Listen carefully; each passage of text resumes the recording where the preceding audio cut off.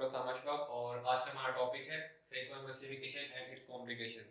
तो पहले तो हम बात कर लेते हैं कि कैटरेक्ट का कोई मेडिकल ट्रीटमेंट नहीं होता, तो हम इसके सिर्फ सर्जिकल मैनेजमेंट करते हैं। अब सर्जिकल मैनेजमेंट डिफरेंट डिवाइड हुई है, like it may be coaching and it may be intracapsular cataract extraction, it may be extracapsular cataract extraction, and it is a pars plana lensectomy. And phacoemulsification is a type of extracapsular cataract extraction जिसमें हम के cataract को capsule से extra मतलब बाहर निकाल लेते हैं। लेकिन जो दूसरा है इंट्राकैप्सुलर कैटरेक्ट एक्सट्रैक्शन, उसमें हम पूरा का पूरा lens along with this capsule he remove करते हैं। तो यहाँ पे स्टेप्स ऑफ फेकोइमल्सिफिकेशन मेंशन है। तो सबसे पहले फर्स्ट पॉइंट है इंसिजन, जिसको हम कहते हैं फेको इंसिजन। अगर आप अज्यूम करें कि जो सर्जन है ओटी लाइक इन ओटी, जो सर्जन है वो 12 o'clock पोजीशन में बैठे हैं और जो पेशेंट की फुट है वो उस तरफ है, तो ये 12 o'clock पोजीशन बनती है। तो जो फर्स्ट इंसिजन होती है वो विद द हेल्प ऑफ केराटोम, ऐसा कोई भी लफ्ज जिसमें कैरा का लफ्ज आ जाता है तो वो होता है for cornea. So keratome is an instrument, a blade that is used to make an incision in the cornea. तो हम सबसे पहले incision लेते हैं 11 o'clock पॉइंट पे।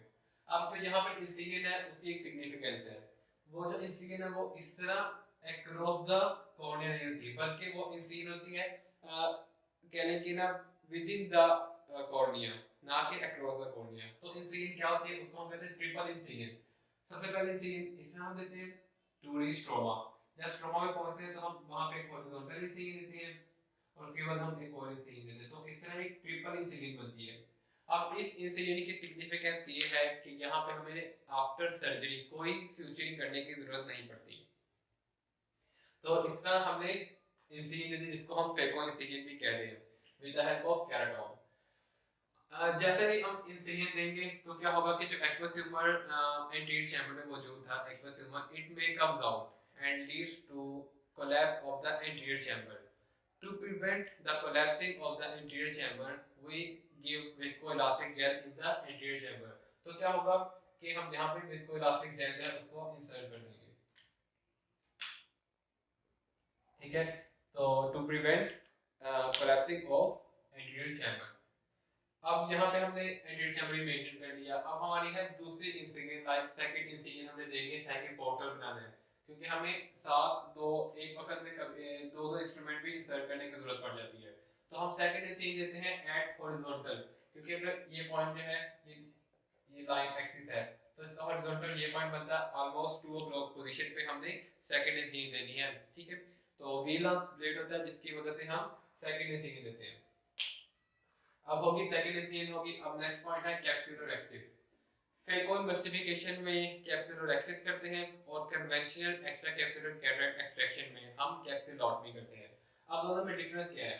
अगर आप यहाँ पे देखिए हम क्या करते हैं with the help of keratome, cystotome. Cystotome is क्या, सिस्टोटोम क्या होता है कि जो सिरिंज होती है, मतलब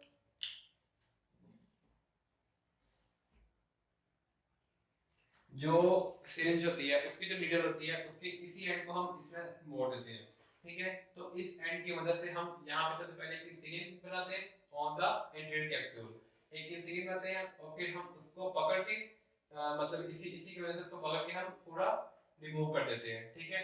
तो हमारे पास एंटीरियर चैम्बर में एक होल बन जाता है, ठीक है। तो एंटीरियर चैम्बर में होल बनता है जिसके मार्जिन जो है वो बिल्कुल रेगुलर है और राउंड है। कैप्सुलोटमी में क्या होता है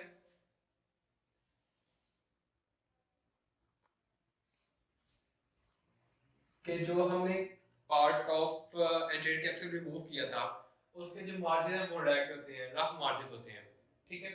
तो हम उसके open cap opening type of capsulotomy होती है और उसके मार्जिन जो है वो रफ होते हैं। तो इसकी सिग्निफिकेंस, इस पॉइंट की सिग्निफिकेंस क्या है कि जो फेको प्रोबिंग है दे यूज अल्ट्रासाउंड वेव्स। अब ultrasound waves are only produced by the mechanism of vibration. तो जब समझे ये लेंस है, इसके ऊपर फेको प्रोब से वाइब्रेशन होगी। जब फेको प्रोब से वाइब्रेशन होगी तो वो प्रेशर अप्लाई कर रहा है लेंस के ऊपर। अब आप खुद एक चीज अज्यूम करें कि अगर एक पेज है जो फटा हुआ है, ठीक है, जिसके मार्जिन जो है वो रफ है, अगर आप उसके ऊपर प्रेशर अप्लाई करेंगे तो जो रफ मार्जिन था उससे वो जो कट होगा वो एक्सीड कर जाएगा, एक्सटेंड कर जाएगा, ठीक है, और पेज कंप्लीटली फट सकता है।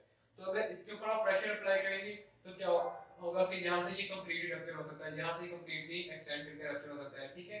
लेकिन यहाँ पे कंडीशन क्या है कि जब आप इसके ऊपर प्रेशर अप्लाई कर रहे हैं तो ये जो मार्जिन है ये, तो यहाँ पे अगर आप देखें कि मार्जिन जो है वो स्मूथ है, ठीक है। तो स्मूथ मार्जिन होने की वजह से जब यहाँ पे प्रेशर आप अप्लाई करेंगे तो कोई इंसिडेंट जब एक्सटेंड नहीं करेगी, ठीक है। तो कैप्सुलोटॉमी और कैप्सुलोटमी में डिफरेंस ये है क्योंकि कैप्सुलोटमी की कंडीशन में आपने पूरा जो है कैटरेक्ट उसको एज इट इज रिमूव करना है, लेकिन इसमें आपने उसको पहले डिवाइड करना है स्मॉल फ्रेगमेंट में और फिर रिमूव करना है। हाइड्रोडाइसेक्शन, तो अगर आप देखें हमने यहाँ तक ये स्टेज अचीव कर लिया कि हमने एंटीरियर कैप्सूल का कुछ पार्ट जो है वो रिमूव कर दिया। अब नेक्स्ट स्टेप है hydrodissection, dissection with the help of water. अब अगर आप यहाँ पे देखें तो अगर आप यहाँ पे देखें कि हम क्या करेंगे, एट हाई स्पीड वाटर को इंसर्ट करेंगे, ठीक है। जब वाटर पुश करेगा यहाँ से तो वो जो एरिया ये वाला कैप्सूल और कॉर्टेक्स, इसके दरमियान में जो एरिया वहाँ से पास करेगा और कॉर्टेक्स और कैप्सूल को सेपरेट कर देगा। अब नेक्स्ट पॉइंट क्या होगा, हाइड्रोडिलिनिएशन।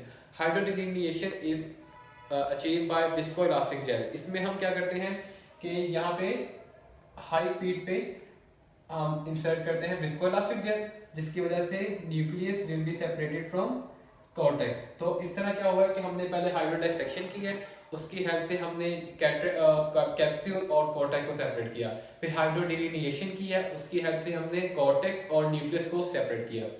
The next step is फेकोप्रोबिंग।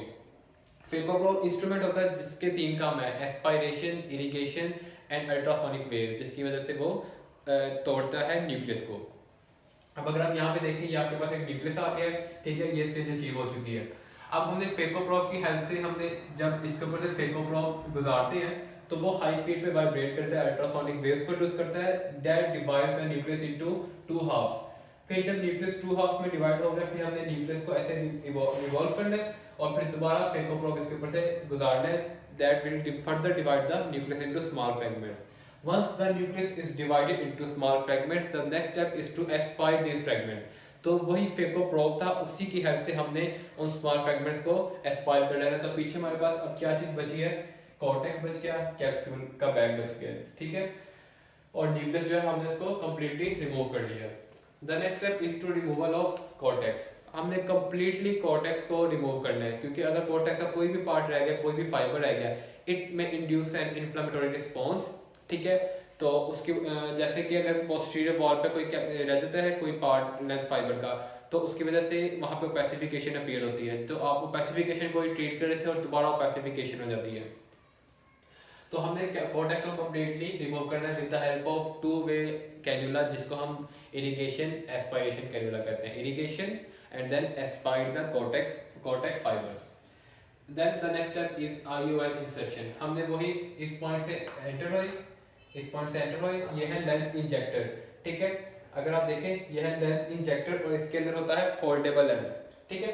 तो आप क्या करेंगे, यहाँ से इसको जब जैसे इंजेक्शन होता है, इंजेक्शन को प्रेस करेंगे तो जो फोल्डेबल लेंस है वो यहाँ पे आके अनफोल्ड होगा और वो ओपन हो जाएगा। अब इसकी सिग्निफिकेंस क्या है कि एक होते हैं फोल्डेबल लेंस और कुछ होते हैं रिजिड लेंस। इस कंडीशन में आप यूज करते हैं रिजिड लेंस, आप बड़ा इंसिजन होता है इसमें as it is IOL insert करते हैं, लेकिन इस कंडीशन में आप फोल्डेबल लेंस को यूज करते हैं।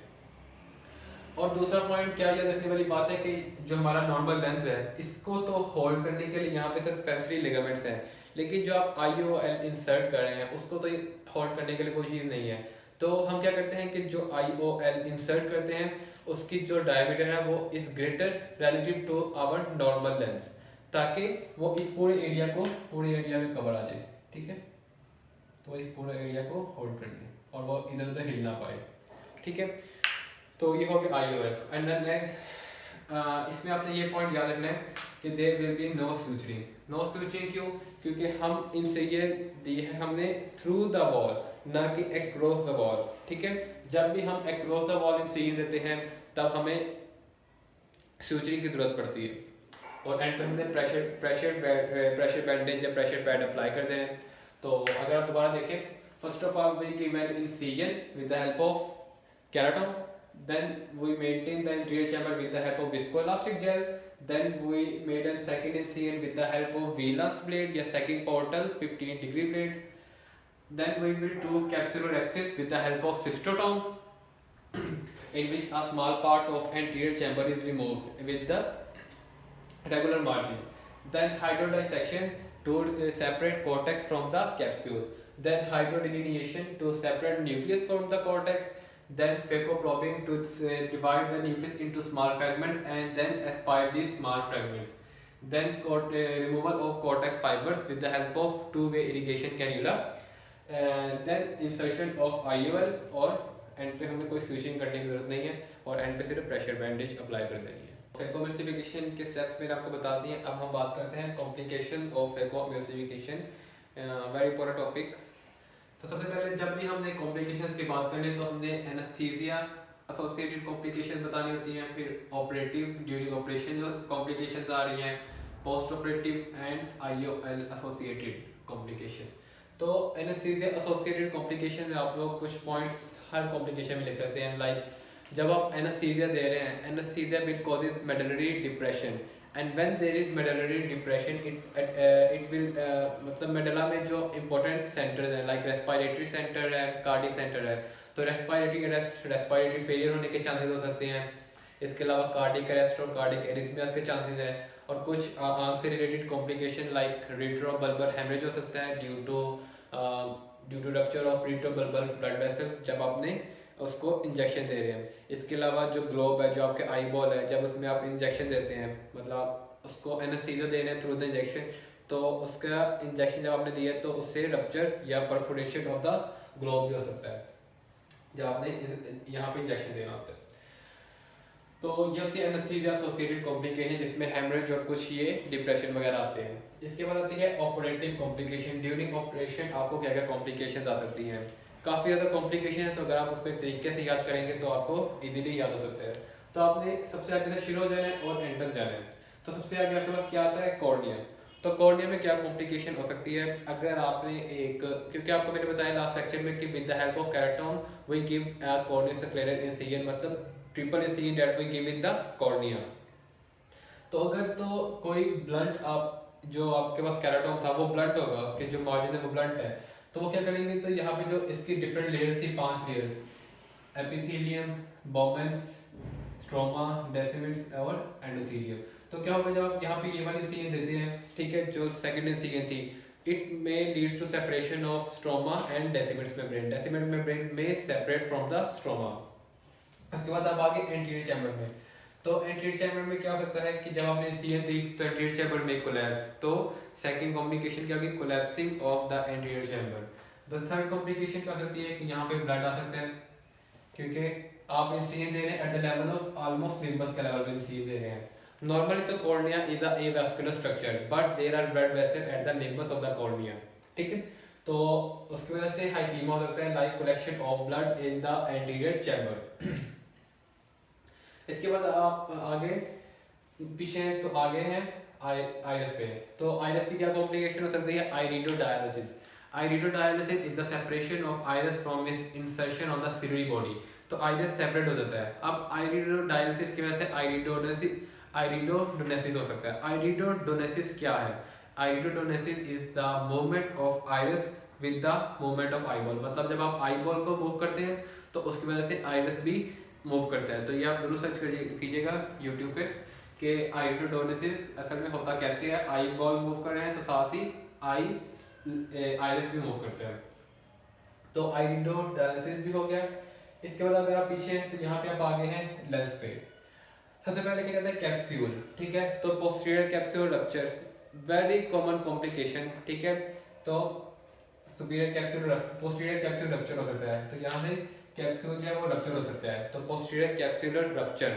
अब पोस्टीरियर कैप्सूलर रप्चर हो गया जिसकी वजह से विट्रियस लीकेज भी हो सकता है। तो ये दो कॉम्प्लिकेशन अलग अलग होगी कि posterior capsular rupture very common complication and vitreous leakage, ठीक है। इसके अलावा जो कैटरेक्ट है may fall back in the vitreous and induces an inflammatory response, ठीक है।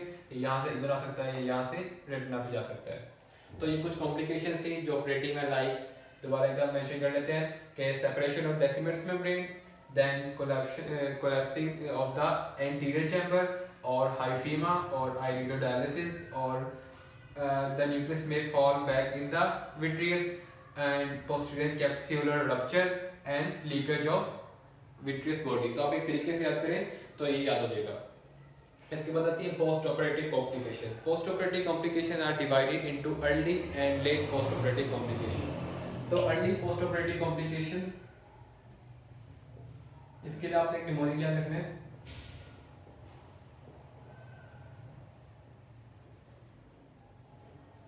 तो सबसे पहले आता है एफ. एफ का मतलब है फ्लैट एंटीरियर चैम्बर, मतलब collapsing of the anterior chamber, collapsed anterior chamber. E से आता है एंडोफ्थेल्माइटिस, क्योंकि जब आप इंसिजन दे रहे हैं तो एरिया में कोई ना कोई जर्म वगैरह हो सकते हैं, कोई माइक्रो ऑर्गेनिजम्स हो सकते हैं, तो वो जो है वो एंटीरियर चैम्बर में जा सकते हैं और वहां पे जाके जो एंडोफ्थेल्माइटिस करवा सकते हैं, आई में जाके एंडोफ्थेल्माइटिस करवा सकते हैं. टी से TASS, toxic anterior segment syndrome. I से आइरिडोसाइक्लाइटिस. आइरिडोसाइक्लाइटिस में क्या है, क्योंकि जब आपने कोर्टेक्स का कोई भी फाइबर अगर यहाँ पे बच जाएंगे, मतलब कोई भी कोर्टेक्स का फाइबर या कोई न्यूक्लियर का फाइबर यहाँ पे बच जाएगा तो वो इन्फ्लेमेटरी रिस्पॉन्स इंड्यूस करवाएगा, जिसकी वजह से आइरिस की इन्फ्लेमेशन और सीरेडी बॉडी की इन्फ्लेमेशन हो सकती है, जिसको हम कहते हैं आइरिडोसाइक्लाइटिस. इसके अलावा आई से है आइरिस प्रोलैप्स. आइरिस प्रोलैप्स कहते हैं कि जो आइरिस है, क्योंकि जहाँ पे आपने इंसिजन दी थी, ठीक है, तो यहाँ से आइरिस में कम आउट, ठीक है, तो इस तरह करके ये होता है आइरिस प्रोलैप्स. तो इसमें आप सिंपली क्या करते हैं कि आइरिस को वापस उसकी जगह पे भेजते हैं और फिर कॉर्निया पे स्यूचर लगा देते हैं. इसके अलावा है एस. ऐसे है स्ट्राइएट केराटोपैथी. स्ट्राइएट, स्ट्राया की तरह की केराटोपैथी. तो ये जब हम कॉर्निया डिस्कस करेंगे उसमें डिटेल से बात करेंगे. एस से आ गया hyphema, collection of blood in the anterior chamber. G से ग्लोकोमा. अब ग्लोकोमा किस किस कंडीशन की वजह से हो सकता है? ये जो आपने विस्को इलास्टिक जेल पीछे छोड़ी है उसको आपने कम्प्लीटली एक्सपायर नहीं किया, तो विस्को इलास्टिक जेल में ब्लॉक द ट्रेबेक्युली, में decrease the drainage of aqueous tumour, increase the IOP और ग्लोकोमा हो सकता है. इसके बाद आता है सी, कॉर्नियल एडीमा हो सकता है, क्योंकि जब आप किसी ब्लड वेसल एंडोथेलियम को डिस्टर्ब करते हैं तो वहाँ पे एडीमा चांसेस 90% रहते हैं. तो जब आपने यहाँ पे एंडोथेलियम को डैमेज कर दिया हुआ है तो यहाँ पे कॉर्नियल एडीमा होने के चांसेस हैं. इसके अलावा कॉर्टिकोस्टेरॉइड इंड्यूस ग्लोकोमा भी हो सकता है. तो इसमें क्या कॉन्सेप्ट है कि जो ट्रेबेकुली वाला एरिया है वहाँ पे गैस की प्रोडक्शन काफ़ी ज़्यादा होती है, ग्लाइकोजा अमाइनोग्लाइकन्स, ठीक है, तो उनका फिर मेटाबॉलिज्म भी होता है वहाँ पे. लेकिन जब आप कॉर्टिकोस्टेरॉइड्स देते हैं तो lysosomal enzymes become stable and they do not release the digestive enzyme. तो गैस की जो मेटाबॉलिज्म है वो डिक्रीज हो जाती है. So the gas will then accumulate in the trabeculae, obstructing the trabeculae, decreasing the drainage of aqueous humor, leads to decreased drainage, increase the IOP and so glaucoma. Corticosteroid induced glaucoma.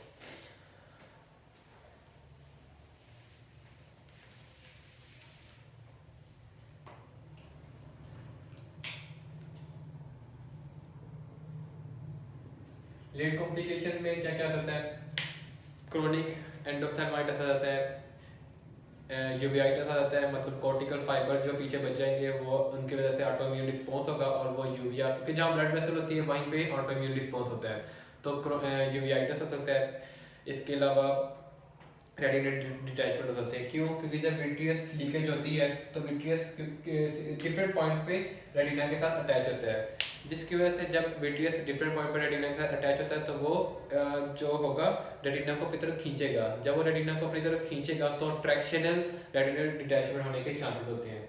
इसके अलावा uveitis हो सकता है, उस patient को corneal edema हो सकता है, क्योंकि सिंपल सी बात है वहाँ पे भी कॉर्नियल एडीमा होता है, यहाँ पे भी कॉर्नियल एडीमा आप लिख दें, क्योंकि आप एंडोथेलियम को डैमेज कर रहे हैं.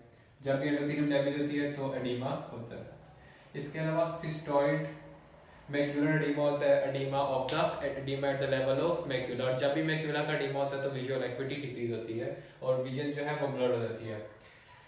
इसके अलावा अभी मैंने आपको बताया एंडोथेल्माइटिस, और एक most important complication posterior capsular opacification. अगर कोर्टेक्स का कोई भी हिस्सा पीछे रह जाएगा, कोर्टेक्स के फाइबर पीछे रह जाएंगे तो वो ओपेसिफाई करेंगे, ठीक है. जब वो ओपेसिफाई करेंगे तो आपने ओपेसिफिकेशन दूर की थी तो उसके एंड रिजल्ट में भी ओपेसिफिकेशन होगी, तो हम इसे कहते हैं पोस्टीरियर कैप्सुलर ओपेसिफिकेशन। अब पोस्टीरियर कैप्सुलर ओपेसिफिकेशन को ट्रीट करने के लिए जो चिल्ड्रन है उसमें तो हम सर्जिकली रिमूव करते हैं, लेकिन जो एडल्ट हैं उसमें हम एनडी यैग लेजर यूज़ करते हैं। वेरी इंपॉर्टेंट एमसीक्यू, ठीक है।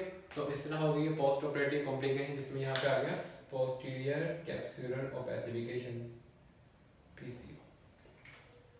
And then last one is IOL associated complication.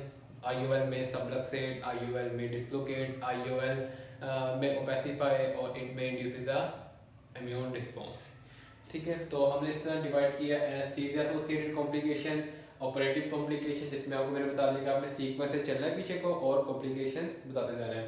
Post operative complication early and late. Early में हमने निमोनिक चूज कर लिया, लेट में दो तीन वही है, इसके अलावा जिसमें कॉमन है वो ये वाली मोस्ट इंपॉर्टेंट कॉम्प्लिकेशन जो आपने लिखनी है वो ये वाली है, और सिस्टोइड मैक्यूलर एडिमा लिखनी है। तो और रेटिनल डिटैचमेंट होती है क्योंकि विट्रियस लीकेज हो रही है। इसके अलावा IOL एसोसिएटेड क्या IOL सबलक्सेट कर सकता है, ठीक है। तो और इसके अलावा उसके खिलाफ इम्यून रिस्पॉन्स हो सकता है। तो अगर आपने अभी तक चैनल को सब्सक्राइब नहीं किया तो चैनल को सब्सक्राइब कर दें, और कमेंट सेक्शन में ज़रूर बताएं कि आपको ये लेक्चर कैसा लगा, आपको क्या क्या सजेशन देना चाहते हैं, कौन से टॉपिक्स पे डिस्क्रिप्शन चाहते हैं, कौन से टॉपिक्स को डिस्कस करना चाहते हैं, ज़रूर बताएं। और लेक्चर से रिलेटेड कि आप लेक्चर कैसे देना चाहिए, कैसे इसमें कौन से पॉइंट्स कम होने चाहिए, तो ज़रूर कमेंट सेक्शन में बताएं और चैनल को सब्सक्राइब कर दें। थैंक यू, जज़ाकल्लाह।